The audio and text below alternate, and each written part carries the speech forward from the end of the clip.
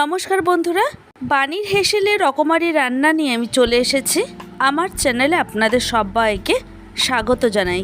আজকে আমি তৈরি করে দেখাবো খুবই কম উপকরণে একটা সহজ রান্নার রেসিপি। এটা গরম গরম ভাতে ডালের সাথে খেতে কিন্তু দারুণ লাগে। চলুন তবে রেসিপিটা শুরু করা যাক।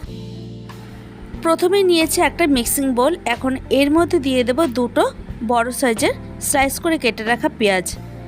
এবার এর মধ্যে দিয়ে দিচ্ছি স্বাদ অনুযায়ী নুন।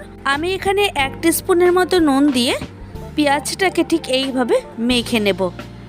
এইভাবে মেখে নেওয়ার কারণটা হলো খুব সহজে সফট হয়ে যাবে পেঁয়াজগুলি। এখন এর মধ্যে দিয়ে দেব বাকি উপকরণ। আমি এখানে দুটো কাঁচা লঙ্কা দিচ্ছি, আর দেব 1/2 টিস্পুন কালো জিরে। হলুদ গুঁড়ো দিয়ে দিলাম 1/2 টিস্পুন, একটু বেশি আছে। আর দিয়ে দেব 2 টেবিল স্পুন বেসন, আর দিচ্ছি 1 চামচ চালের গুঁড়ো। এই চালের গুঁড়োটা দিলে একটা ক্রিসপিনেস আসবে। এখন চিংড়ি মাছগুলিকে দিয়ে দেব। আমি এখানে 100 গ্রামের মতো চিংড়ি মাছ নিয়েছি, আর কিছু চিংড়ি মাছ আমি মাঝখান থেকে কেটে দিয়েছি। তো এখন এইভাবে ভালো করে মেখে নেওয়ার পর বড়াগুলি ভাজবো, আর এইভাবে মাখার ফলে খুব সহজে সফট হয়ে আসবে। এইবারে কালারের জন্য আমি দিয়ে দিলাম সামান্য একটু লাল লঙ্কার গুঁড়ো, মানে কাশ্মীরি রেড চিলি পাউডার। এবার চলে যাব এগুলি ভেজে নেওয়ার জন্য। তার জন্য গ্যাসের ওপর একটা কড়াই বসিয়ে দিয়েছি। কড়াইটা খুব ভালো মতো গরম হয়ে যাওয়ার পর দিয়ে দেব পরিমাণ মতো সাদা রিফাইন্ড অয়েল। এখানে তেলটা খুব ভালো মতো গরম হয়ে যাওয়ার পর এক এক করে বড়াগুলি তেলের মধ্যে ছেড়ে দিচ্ছি। আর এই সময় আমি গ্যাসের ফ্লেমটাকে মিডিয়ামে দিয়ে রেখেছি, কারণ হাই ফ্লেমে বড়াগুলি ভাজলে কিন্তু কালো হয়ে যাবে।